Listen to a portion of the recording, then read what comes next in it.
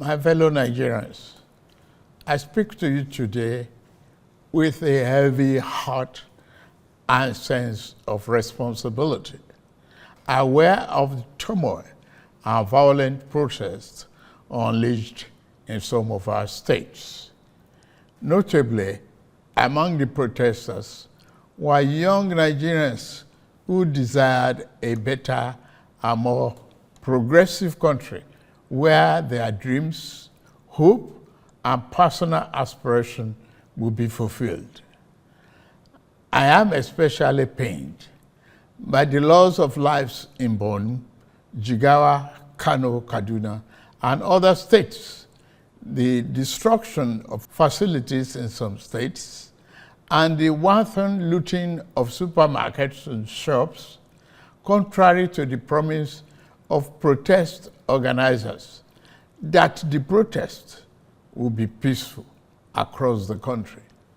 The destruction of properties set us back as a nation, as scarce resources will be again used to restore them. I commiserate with the families and relations of those who have died in the protests. We must stop further bloodshed, violence, and destruction. As the president of this country, I must ensure public order in line with the constitutional oath to protect the lives and property of every citizen. Our government will not stand idly by and allow a few with a clear political agenda to tear this nation apart. Under the circumstances, I hereby enjoin protesters and the organizers to suspend any further protest and create room for dialogue, which I have always acceded to at the slightest opportunity. Nigeria requires all hands on deck and need us all, regardless of age, party, tribe, religion, or other divides, to work together, reshaping our destiny as a nation. To those who have taken undue advantage of this situation to threaten any section of this country, be warned. The law will catch up with you. There is no place for ethnic bigotry or such threats in the Nigeria we seek to build. Our democracy progresses when the constitutional rights of every Nigerian are respected and protected. Our law enforcement agencies should continue to ensure full protection of life and properties of innocent citizens in a responsible manner. My vision for our country is one of a just and prosperous nation where each person may enjoy the peace, freedom, and meaningful livelihood that only democratic good governance can provide. One that is open, transparent, and accountable to the Nigerian people. For decades, our economy has remained anemic and taken a dip because of many misalignments that have stunted our growth. Just over a year ago, our dear country, Nigeria, reached a point where we couldn't afford to continue the use of temporary solutions to solve long-term problems for the sake of now and our unborn generations. I therefore took the painful yet necessary decision to remove fuel subsidy and abolish multiple foreign exchange systems, which had constituted a noose around the economic jugular of our nation and impede our economic development and progress. These actions block the greedy and the profit that smugglers and rent seekers made. They also block the undue subsidy we had extended to our neighboring countries to the detriment of our people, rendering our economy prostrate. These decisions are made were necessary if we must reverse the decades of economic mismanagement that didn't serve us well. Yes, I agree, the buck stops on my table, but I can assure you that I am focused fully on delivering the governance to the people, good governance for that matter. In the past 14 months, our government has made significant strides in rebuilding the foundation of our economy to carry us into a future of plenty and abundance. On the physical side, aggregate government revenue has more than doubled, hitting over 9.1 trillion naira in the first half of 2024, compared to the first half of 2023, due to our efforts at blocking leakages, introducing automation, and mobilizing funds creatively without additional burden on the people. Productivity is gradually increasing in the non-oil sector, reaching new levels and taking advantage of the opportunities in our current economic ambience.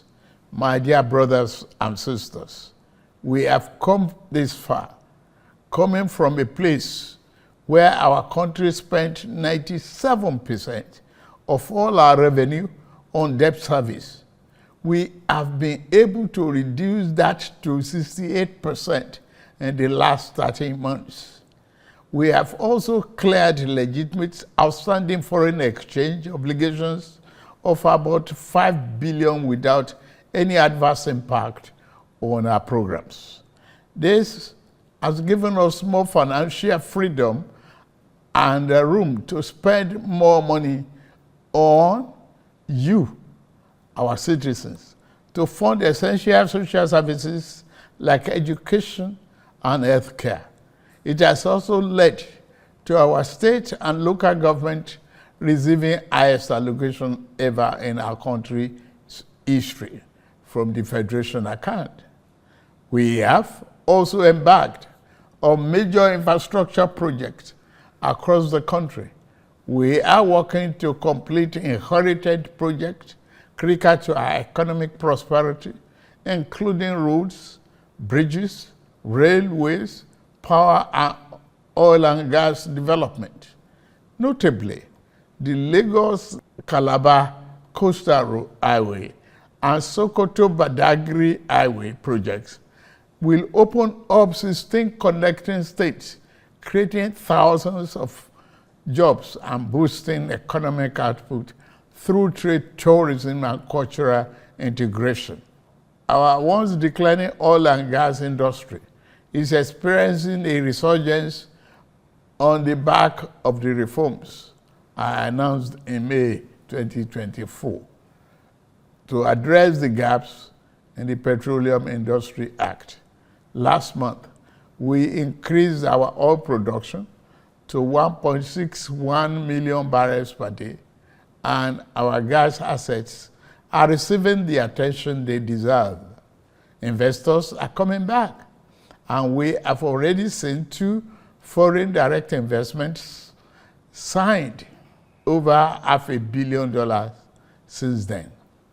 Fellow Nigerians, we are a country blessed with both oil and gas resources, but we met a country that had been dependent solely on oil-based petrol, neglecting its gas resources to power the economy. We were also using our hard-earned foreign exchange to pay for and subsidize the use.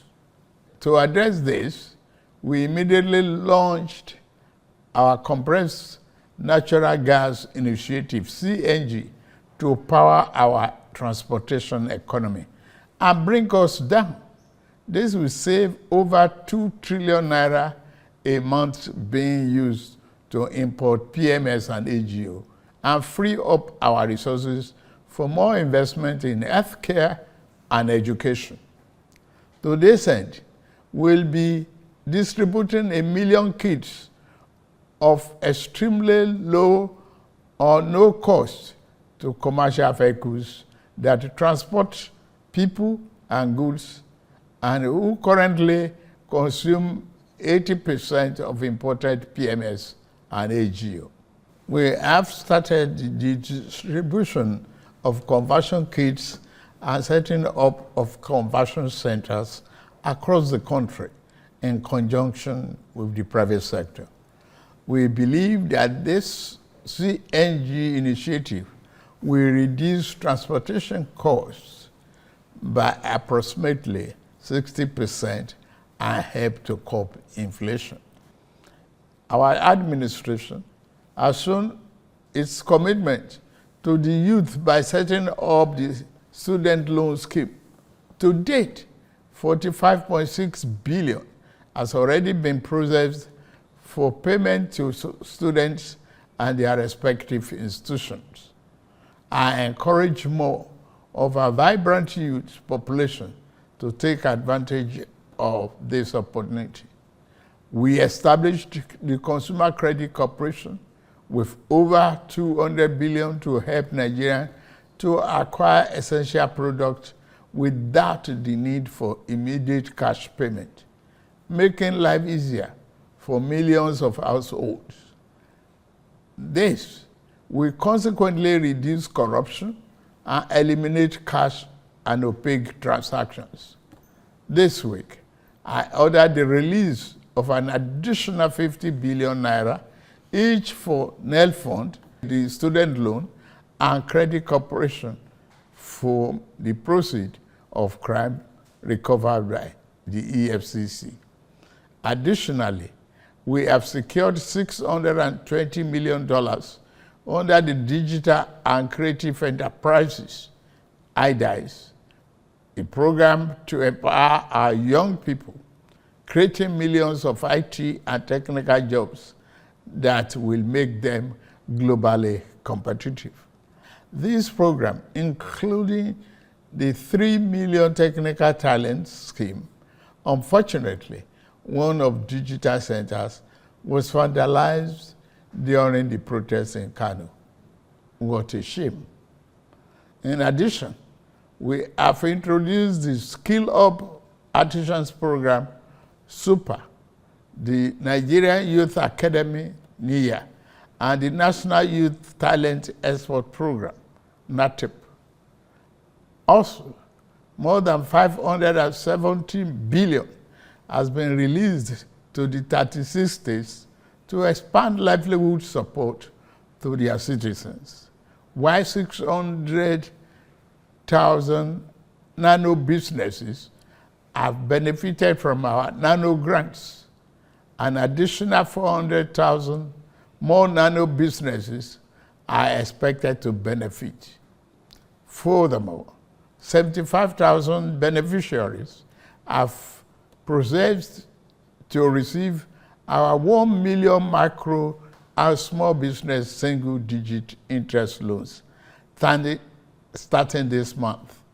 We have also built 10 MSME hubs within the past year, created 240,000 jobs through them, and 5 more hubs are in progress, which will be ready by October this year.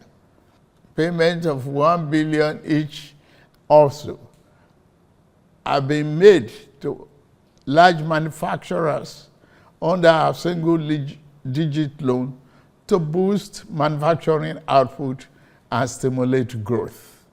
I signed the national minimum wage into law last week, and the lowest earning worker will now earn at least 70,000 naira a month. 6 months ago in Kasana, Abuja, I inaugurated the first phase of our ambitious housing initiative, the Renew Hope City and Estate. This project is the first of 6 we have planned across the nation's geopolitical zones.